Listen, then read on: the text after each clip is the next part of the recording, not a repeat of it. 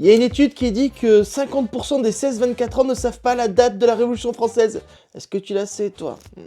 Et donc, il y a tout le monde qui commence à dire « Oui, les jeunes, c'est des débiles ». C'est vrai qu'ils pourraient savoir. Hein, bien sûr, la date, c'est bien sûr la date, on sait tous.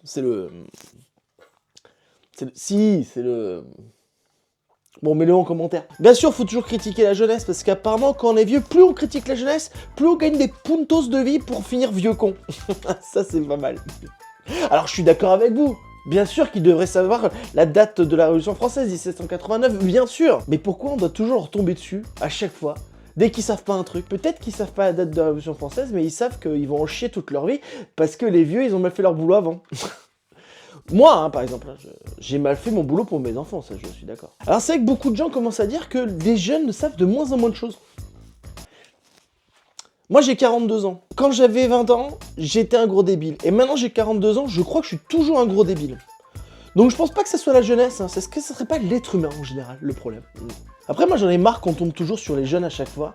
Mais si les jeunes sont cons, c'est la faute des parents, donc c'est de notre faute à nous. Il y en a plein qui vont me dire « Ouais mais moi mes enfants ils savent la date de machin, ouais ». Mais je te parle d'une génération entière en fait. Je trouve ça facile hein, de taper sur la jeunesse comme je le disais.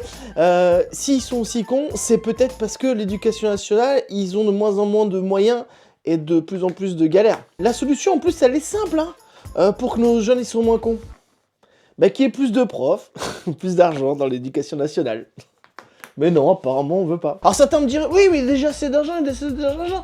Il n'y a pas assez d'argent, dans tous les cas. Sinon, un prof serait mieux payé qu'un gestionnaire de patrimoine. Ok, ils connaissent pas la date de la Révolution française, mais ils savent qu'on a coupé des têtes. Enfin, un peu trop. Un peu trop. Ou pas, c'est je sais pas, en fait. C'est marrant parce que les gens qui se plaignent de ça, en fait, à la Révolution française, c'est eux qu'on leur couperait la tête.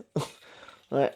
Il y a un autre truc qui me fait marrer aussi, c'est parce que tout le monde dit oui, mais vous connaissez pas sa culture, vous connaissez pas la culture. Est-ce que tu sais qui c'est Édith Cresson? C'est une des questions que pose quand tu vas être naturalisé français, de savoir qui est Édith Cresson.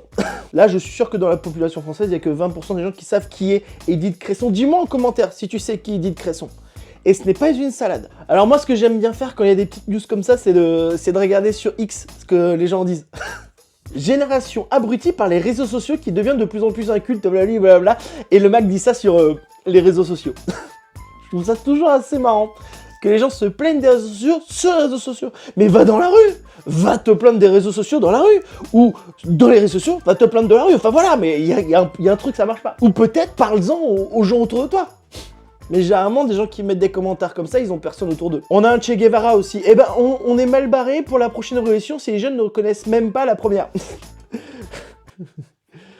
On lui dit qu'il y a eu d'autres révolutions depuis ou pas? Non, mais je sais pas. C'est toujours marrant les gens qui se croient toujours plus intelligents que les autres, alors que c'est des gros teubés. Alors bien sûr, on a tous les racistes qui sont sortis. Hein. Ah, mais ça c'est magnifique.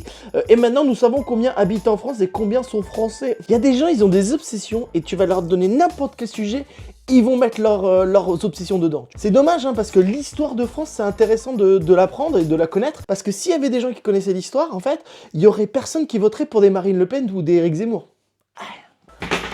Je suis fatigué. Je pense, on devrait se dire, arrêtons de critiquer la jeunesse, parce que nous, quand on était jeunes, on n'était pas beaucoup mieux. C'est très égocentrique de se dire, notre génération est mieux que celle d'après. C'est faux. Voilà, je vous le dis, il n'y a pas de génération mieux ou de moins bien. Enfin, c'est mon avis, encore une fois, de truc. C'était pas mieux avant, c'est pas mieux maintenant. On est toujours dans la même merde depuis des siècles. Essayons de s'aimer, de se respecter. Vous allez dire, je suis un vieux bobo, sûrement.